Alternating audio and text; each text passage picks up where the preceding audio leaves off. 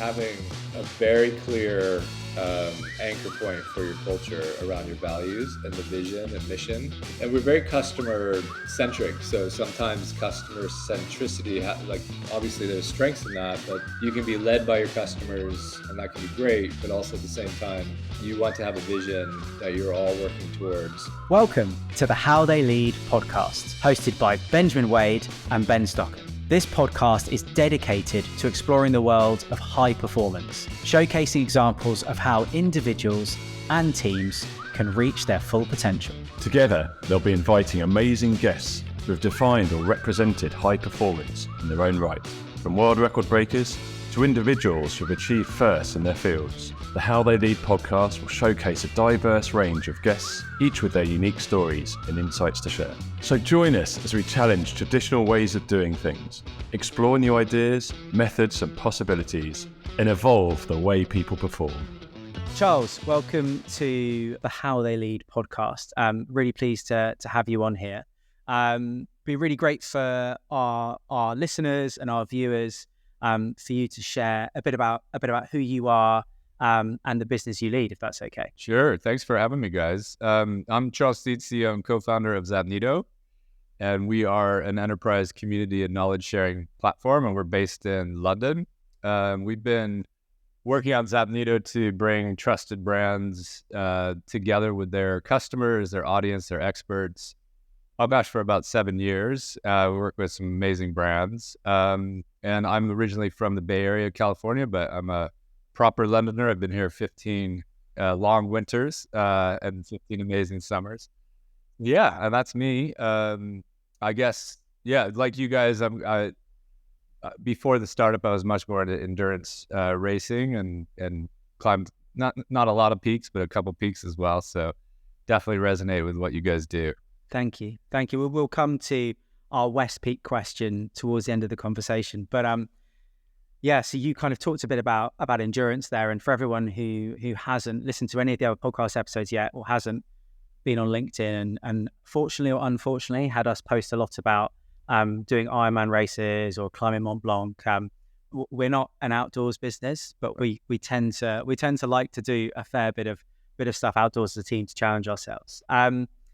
Charles, be really great to understand, just to start with, this conversation is designed for us to be able to talk to people who are at the rock face of leadership and kind of delve into your ways of working a bit to share that with up and coming people in the leadership space. So what's in a couple of sentences, what's your approach to leading teams and people? I think my approach is to be myself. And to come into to show up as I am, and to allow people to show up as they are as well, as much as possible, and really just to be human and try to inspire, but also bring humor and passion to the table as well. So I think my leadership style is just to be myself, and to really give people that we work with a chance to be themselves and to, kind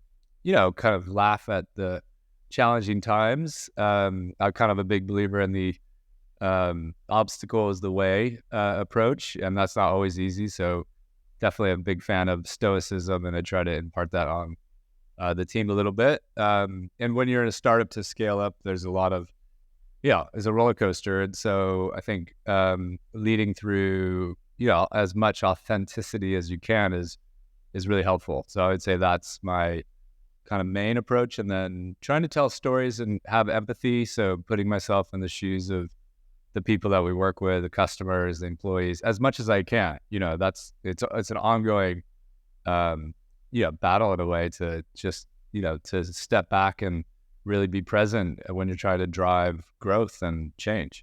And is appearing vulnerable or does that play a part in your leadership style or approach? Because I know we've done some workshops together and I was quite impressed with your sort of refreshing approach where you opened up about some of the concerns you had and some of your areas for development with some of the junior members of the team. And that really seemed to break down barriers and got them talking, discussing, and looked as if that was a great stepping stone on your journey for growth within the business, just opening up and being quite honest and open and vulnerable to the rest of the team. Yeah, I think I think to a point in a way, right? You still need to be in charge and leading, and but definitely, to remind people that I'm a human being, and all the leaders in the company are human, and we don't all have the answers, and also to recognize that we have our strengths or superpowers, and we have our kryptonite that we have to deal with all the time.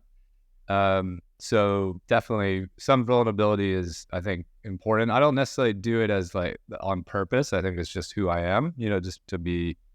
And I think that does come from having been in corporate for 20 years before we did this. And actually, when you've done that, you've climbed the ladder, you don't necessarily like the view from the top, and you start a software company from scratch, there's a quick ego shatter that happens.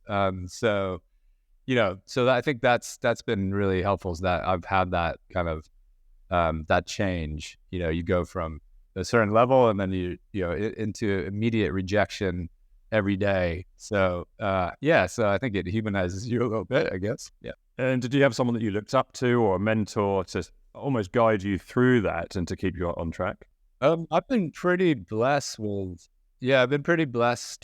mentors. I don't necessarily call them mentors, but definitely have been blessed with quite a few, and a lot of them became angels as well. So thinking about like Susanna and Mark and Thane, all have brought they've all brought a lot of guidance and listening and empathy, and also challenged as well. So I'm really lucky. I'm really grateful for the mentors, and then there's people that kind of mentor from afar. They're not necessarily mentors, but they act as role models that you look to, other founders and things like that. So yeah, I've been really lucky. Yeah, I like that. Yeah, it's often something that people don't tend to want to open up. Maybe it's just a UK business thing, but people tend to shy away from having a coach, or see it as a weakness to ask for advice or support or help. But it sounds like you've embraced it. I've always done that, and maybe it's a Bay Area, California thing where you pull on a network, and there's a kind of a pay it forward and pay it back kind of thing. So I think that is changing in the UK. I've seen it change in the last 10 years, but it's a little bit more of a slower cultural shift. And then you have, like, I'd say, kind of, I hate to use this term, but anti-mentors. So you have people that have led you in the past, or, and you think about, okay, this is not how I want to lead. And so I think that's also helpful to have kind of the anti-mentors out there. I love that. Anti-mentor, yeah. That's like, yeah. So it's like learn from what you don't want to replicate. Is that where you're coming from? Exactly. I've had the good, bad, and the ugly in terms of bosses and people, and so I think it's good to know how you don't want to lead as well. So yeah, I think there's some cautionary tales out there, but mostly it's the positive mentors and guides that matter the most. You mentioned no names, but when you said the good, bad, and the ugly, there's sort of a glint in your eye. Are you remembering something specific, or something that you could share with us about the ugly? Obviously, yeah, not mentioning any eyes, but yeah, what wouldn't you advise from what you've seen before? I mean, I think when you're driving things really hard, and I think this sort of command and control approach to leading is it can be used effective, but yeah, I've seen that where it's kind of a command and control. This is the way we do it, and this is how it's got to be done, and I know best, and that kind of thing. So I think that's a big that's something I don't think works anymore. I think it did work. And sometimes sometimes it happens, and stress happens, and you have to be like, okay, we're going. And I'm sure you guys have seen this. And you have to kind of step into that. But I think that should be a very rare thing. So yeah, I mean, I won't tell you about the ugly too much, but definitely during the .com, I was much younger, obviously. Definitely saw some interesting characters in Silicon Valley and stuff like that. Yeah, that's interesting. And there's a business that I was doing a workshop with a little while ago, Charles, and they were between seed investment and Series A, about to complete Series A. And I was talking to they're a SaaS business, as well. And I was talking to the CEO over lunch, and we were doing some work on moving in terms of leadership, like philosophy and approach from command and control, which he thought they just got into because they had to get a product developed, delivered, find some customers, and get the cogs going. And he said he had this real recognition piece where actually they got to kind of 30 people, and were becoming geographically spread. That opened up an office in the US, were UK based, and he felt that there was this moment where he realized that the command and control piece, he'd become the single point of failure because it was command and control, and we were working on coaching and mentoring and using that as a leadership tool. And it just made me wonder, in your 7 years of Zapnito, whether you now, looking back at that period from the very early stages to where you are now, whether you noticed a change and a transfer in the way that you led, or whether it's been consistent throughout.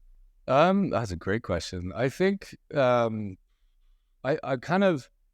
probably do default to that sometimes, that I don't mean to, so I do have I think it has happened but I would probably say I acted as more of the nerve center, sometimes the nervous center, as kind of the hub. So everything kind of flowed in, and then I flowed everything out. So I was like this kind of, sort of like the hub. And then I'm very lucky with my co-founder, John, who's like, I might be the nervous system, and he's the backbone of the company in a lot of ways. And so that's worked really well. But now it's got, we're really trying to drive more distributed ownership, and we've just been working on our values. And one of our core values is ownership. So everybody has, equity options as an employee, and just, driving ownership in their domain. So they're owning, what they're doing. And it's not, so there's a lot of checking in and, just, kind of reviewing and maybe getting decision-making. But the more that I can kind of say, you need to decide, or you need to, that's your call, the better I think it is. And so it's about empowering. So definitely, I think it's been a change as we've grown. And also it does come down to having great leaders as well in their departments. So people that can just go and they know what they want to do, and it's aligned to our goals. So that obviously makes a huge difference. How have you found that operating with John right back at the beginning? Did you sit down and discuss ways of working and what would happen when you had disagreements, etc.? It'd be really interesting to find out, how are you a yin and yang, for example, or how did you work out the best way of working between each other and how you could continue with that growth? Well, trust is, sorry, say it again. No, I was just going to say, Charles, I was saying, and before you answer that, Ben has an ulterior motive because he has his business partner next to him. Yeah, I'm just taking some notes down here. Yeah. Well, I mean, I think, first of all, trust. So you can tell you guys trust each other a lot, and that is everything, right? So you trust each other, and everything else kind of external or whatever other inputs, we transcend that together. So we always come together as our own little circle because we trust each other. And I think also we've had adversity personally kind of along the way, and where we backed each other. Luckily, they didn't happen at the same time, but we've had adversity personally where we had to back each other in the business. And then I think kind of going back to more like you guys did a profile on the management team, which is really powerful. And when John and I did one, it basically showed that we're exact opposites. So like his strengths are my weaknesses are his strengths. And then he's an incredibly patient person, and I'm an incredibly impatient person. So I think his patience obviously helps a lot. Which is great when you actually understand that the weaknesses are actually strengths, but it's when people don't realize that you start to be at loggerheads. Or if you're too alike, then actually that's not going to work either, is it? If we were too alike, it wouldn't work. Definitely. So yeah. It's interesting. It is interesting. And I think from our perspective, you said a couple of words there, and I'm not sure if you caught they weren't micro expressions. They were maximum expressions that we're very similar in terms of we Okay. have. Oh, I'm No, we sorry. have no. Similar in terms of you two. That actually, Oh, okay. we Okay. we have some strengths that overlap for sure, but actually we have quite a few differences. Like Ben is phenomenally patient, and I am less so.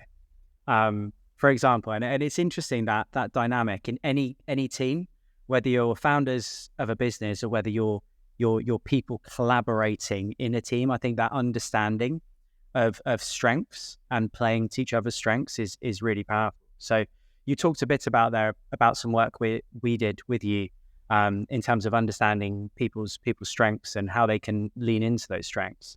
But I'm interested also to go further in terms of collaboration. So you obviously have a co-founder that you collaborate with. So you've got that inner circle teamwork.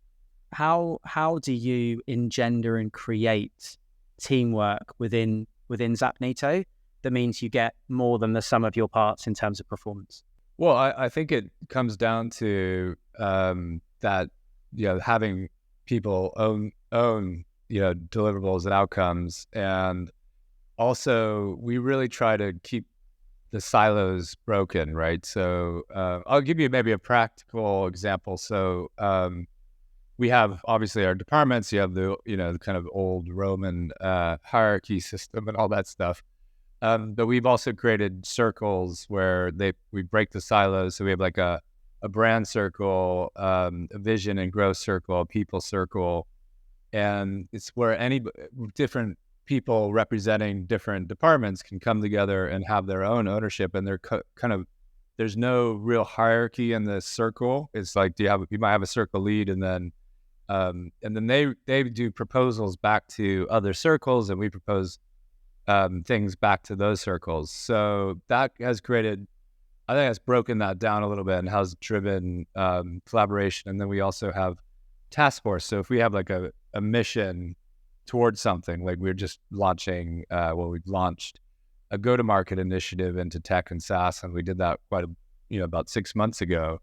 We had a task force to do that, and that pulled from different people across those departments. So like the circles are ongoing, task force are kind of like project-based, interdisciplinary and interdepartmental representatives are there. So that's kind of one example. And I just think inclusivity and just like allowing people to have a voice in the company across the board. And we're about 30 people. So it makes it easier because, it's small, but that's something we want, as we scale, we want to replicate that. So I think inclusivity, ownership, and then being very conscious about breaking down those barriers that are formed in departments who they have their own goals and objectives, and actually creating goals and objectives that maybe transcend the departmental structure. No, sorry, I was going to say, I really like that idea about the circles and transcending the departments. We often get clients come to us who they work really effectively in their department, but they lack the collaboration interdepartmentally. So actually something like those circles would be a great idea or something to implement. I was going to ask after you sort of said what you're going to say about how do you choose who's in those circles? That's a great question. So they kind of choose themselves. So it's like, so you might, if I create a circle, I might designate people to be in that circle. Or you might say, we're creating the circle and people volunteer to be in that circle. And then you have to if it's a really popular circle, you have to kind of keep it, you don't want the whole company in the circle, but yeah. And then people can kind of come in and out if they want to. So we've seen that as well. Yeah, it's a good idea. Yeah, I like that. And I think the bit that is, I guess, bubbling away in my mind is with those circles. I guess it's really important that the ways of working are consistent and understood. Like, what's the purpose of the circle? How do we operate in this? What's the objective? Although the objective may be ongoing and there might be goals along the way, I guess each circle has its kind of ethos and its lens. It's self-managed as well, Ben. Yeah, exactly. Yeah. So you might have a manifesto for a circle, or you might be quite dynamic. So like our vision roadmap circle is pretty dynamic right now, which is just to keep it high level before we kind of talk about the why, before we talk about the what and how. So you don't want too much structure until you get to the why, and then then the what and how, you probably want a lot of structure around that. Did you get to a certain point, obviously you're around 30 people now, did you get to a certain number of employees where suddenly you thought, right, we need this, things have to change? Or have you just consistently added to the working ways, or the ways of working, the practices as you've grown? I think we got to a certain point, probably around 25 people. So I think I kind of think about like you have bands of 8, if you will. So you have 8 people, then 16 people. And so with 8 people, that's like its own circle. And then 16 people is still pretty functioning, but you might start seeing, people banding, separately a little bit. And then once you get to about 30 people, I think that's where the departments start to like shape and then get solidified. And then maybe in a smaller company, they even start to kind of have an identity, that's within itself. That's, almost seen as like, oh, that's marketing, that's sales, that's whoever.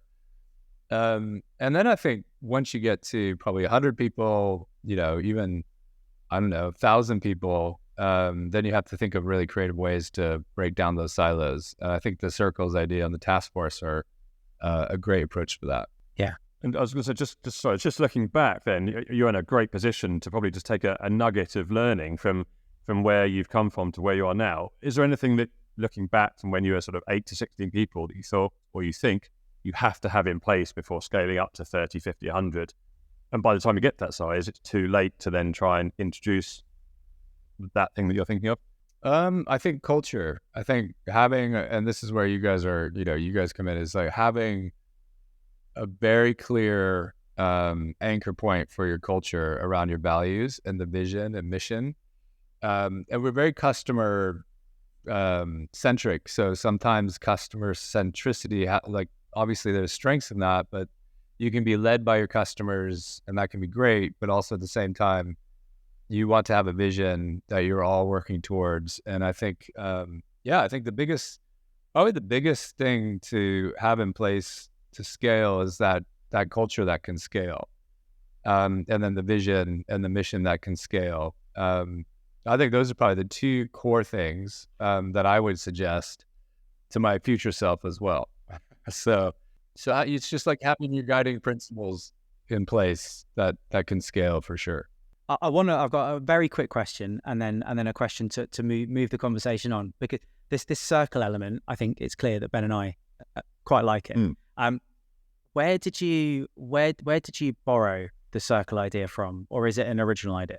I borrowed it from one of our clients, company called Carver, and they introduced it. They're much larger, and so Daniel, who's the CEO, had talked about it at a CEO council that I was on.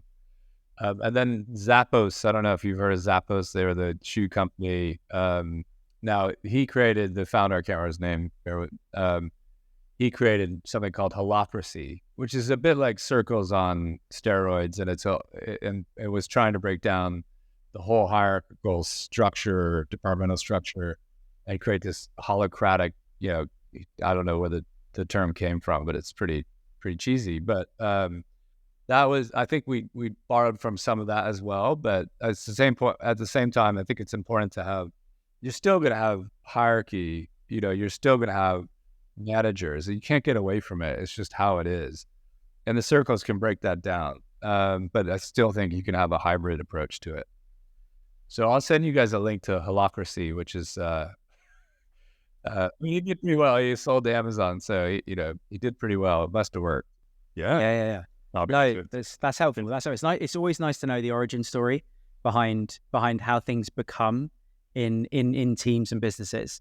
My next question to move us on is around kind of hero mode, and hero mode for me and for us. We talk about it when we're speaking to CEOs and leaders in business in particular, because there's a hero mode element where you could probably drop in and you could fix something in a circle if there's a challenge they're wrestling with, or someone in their day to day. You could drop into the weeds and be like, I can help. But we know that if we do that, A, it's good because we get a dopamine hit selfishly, but B, it's bad because we then kind of stop people becoming autonomous and creating better ideas than we possibly can. So within these circles, I imagine you're getting a bunch of ideas bubbling to the surface, which could be really useful. And then in the day-to-day of developing products and going to market and growing the business, how do you make sure that when you delegate stuff and you give people autonomy, you stop yourself kind of going over the top and going kind of, yeah, but I can help? Oh, I really struggle with that, Ben. So I still jump in, right? And I try to stop myself. So I think it's a good question. It's one of these things where I would rather wait now for people to come, say, hey, we're struggling with this. We need your help. And then my response is, what's your recommendation? Yeah. What have you tried already? Yeah. Before so like you said, it's so, tempting to come in and be like, hey, this is what I think. And I think that really stifles creativity and ownership. So I definitely don't want to do that. And I try not to do that. And we're also, it doesn't just happen with me. This happens with like our CTO and John. And we really are trying to move away from this sort of hero culture where people are, you might have like 5 or 6 people that are considered heroes, and they're amazing and they do amazing work. And that's great, but you really want that, that to be distributed out to the entire team. You want everybody to feel like they're a star and they have something to contribute. So yeah, it's a challenge, particularly we're just small enough where I can jump in and be like, we got to do this, let's go, and I just think you're right. It has a real, catch-22 to it, definitely, because then it reinforces itself. It's like, well, we need Charles for this, or we need John or Carl, and then Carl comes in as our CTO. He comes in, hero, fixes everything. They're like, oh man, we need Carl again. Just like, yeah, it's the easy option, isn't it? It's quick, it's easy. Yeah, just get Carl in, just get the expert in, so that no one else develops or grows. Yeah, completely. And Charles, earlier you used superpowers and kryptonite as two kind of phrases, and I think it's interesting because like at one point your superpower was your superpower, but now I guess your superpower can become your kryptonite because you need other people to become superheroes. And there's that trade-off, I guess, between allowing potentially some failure and some learning from failure, and catching them kind of just before it's catastrophic failure, versus not allowing any failing forwards, which is really hard when there's money on the line, there's investment on the line, there's reputation on the line. It's a tough thing to balance. How do you introduce that from the first time someone joins the team or joins Zapnito? How do yourself and John and Carl introduce that notion that it is a safe space? You want people to come to you with solutions and creativity as opposed to come to you with problems or asking for help. What's the interaction like, or what's your approach? So I think we've always had values. We've always kind of tried to live through those values, and I think the team lives those values, but we haven't really put them recently on paper and really made them a priority. So now when somebody starts, we want to take them through the values and really talk through how those values are manifested, and then kind of champion people that are living those values or examples of people. So I think that helps a lot. So just really grounding people on, okay, these are our values, this is our mission, this is our vision. And then creating a safe place in the sense that, we want them to feel like they're on a journey with us, and that we've all been on that journey, and create that sort of sense of empathy that, they're trying to find their way and we're here to help. And I think we have a kind of, we're here to help culture across the board, which is, I'm really proud of. And I think that's because of the people we've hired, really. So I think the other part of that is in the circle of those people then come in and are very welcoming to the people that are starting, and they're super, helpful and encouraging with those people. So one of the things, so I could talk about how amazing our culture is as a founder, but I'm very biased, and I think it really comes from the team. And you hire the right people with the right values that align to your values, you're gonna be in a good place. What's next on the horizon for Zapnito in terms of its growth, and what challenges do you foresee as well? What's over the sort of next 12 to 24 months in terms of your growth? Are you looking to expand pretty significantly? Can you see any challenges with that? Yeah, so I think I'm kind of thinking about the 24-month horizon. The market, we had a tricky Q1 across the markets, and starting to see some really interesting growth, and so for me, it's just leveraging the foundation and focusing on, I think, the basics really, and having a very clear plan towards. So there's a lot of, as you're kind of scaling, there's a lot of sort of pivoting that happens when you're trying to scale. For us, it's like the pivoting can actually get in your way. So we're not pivoting. We have a plan. We have a strategy. We have our vision, and it's just driving to that, and then making adjustments. Not saying, "Oh, that didn't work. Let's stop it." Like you just keep going. So I think for us, it's about being consistent and growing. And there's a startup curve which I can share with you guys, which is the J curve. I don't know if you guys have seen that, but it's pretty interesting. So a lot of companies are kind of in morphing before, and then there's morphing, then modeling, and then there's scaling. And I think a lot of companies are thinking they're scaling, but they're actually still in morph. They haven't modeled what they're trying to do. So for us to drive growth, it's about being consistent, focus on the strategy, and work off the plan.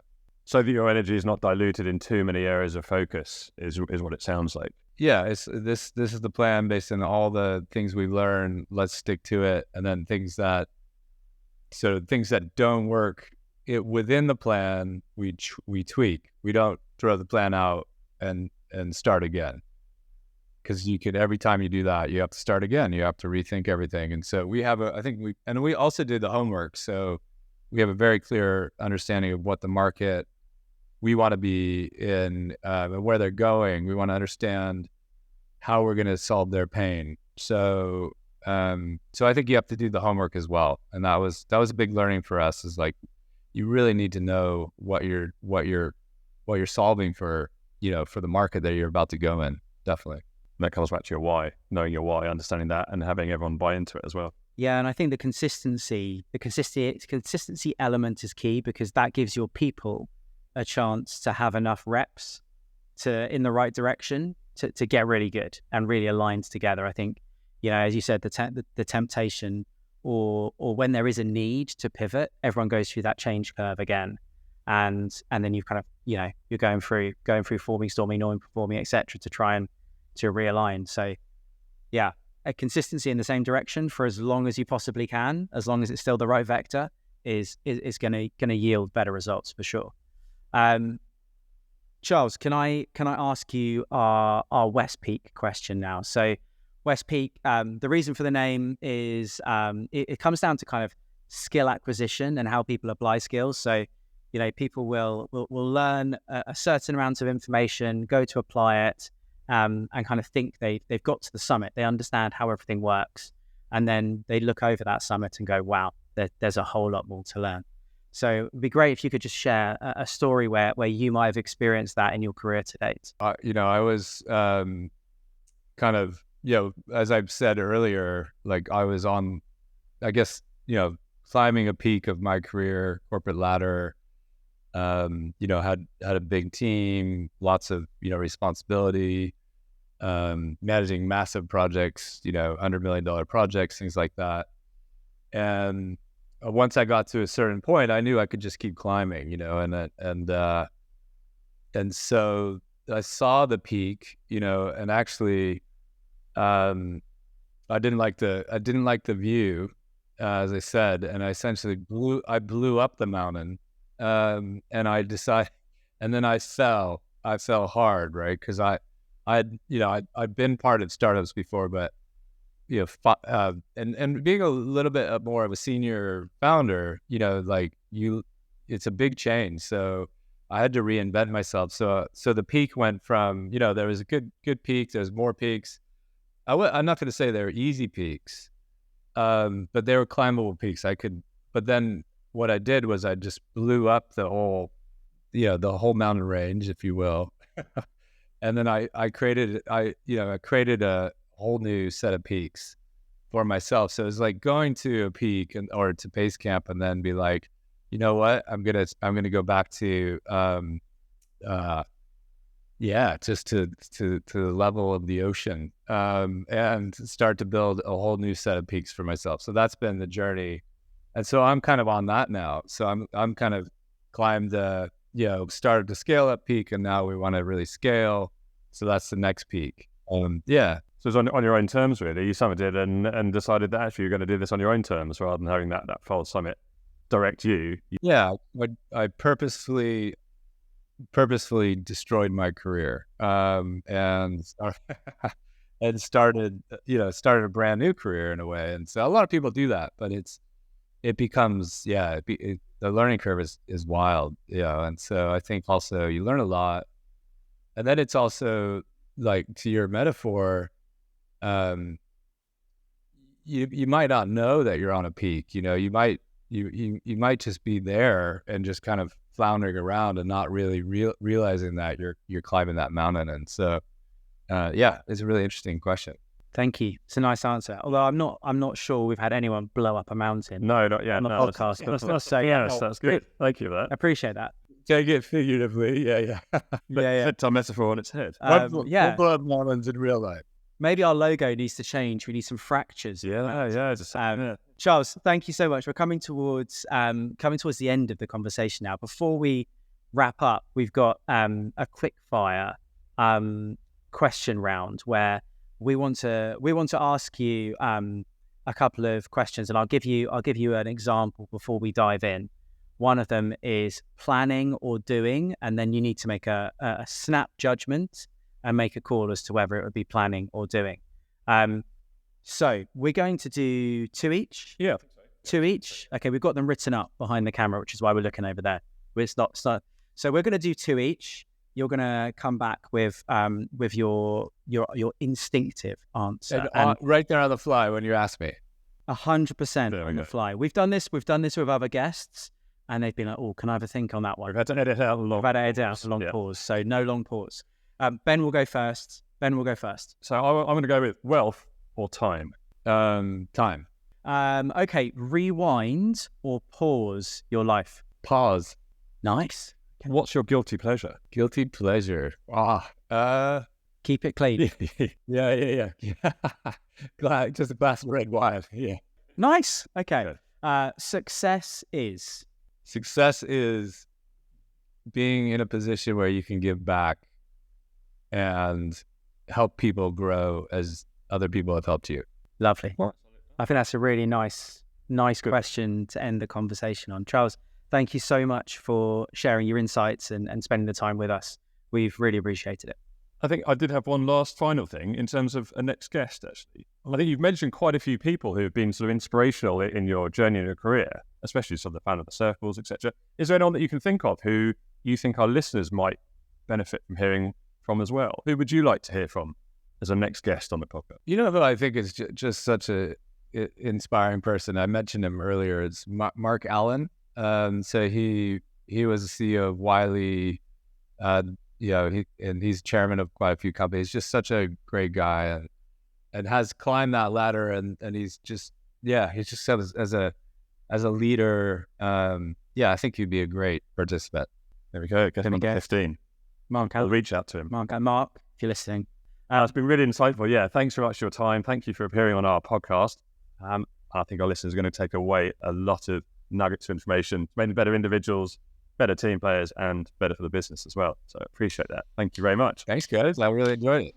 Thanks for joining us on the How They Lead podcast. We hope you've enjoyed this episode and learned something new about the world of high performance. If you have any feedback or suggestions for future episodes, please don't hesitate to reach out to us. And don't forget to subscribe to the How They Lead podcast on your favourite platform so you never miss an episode.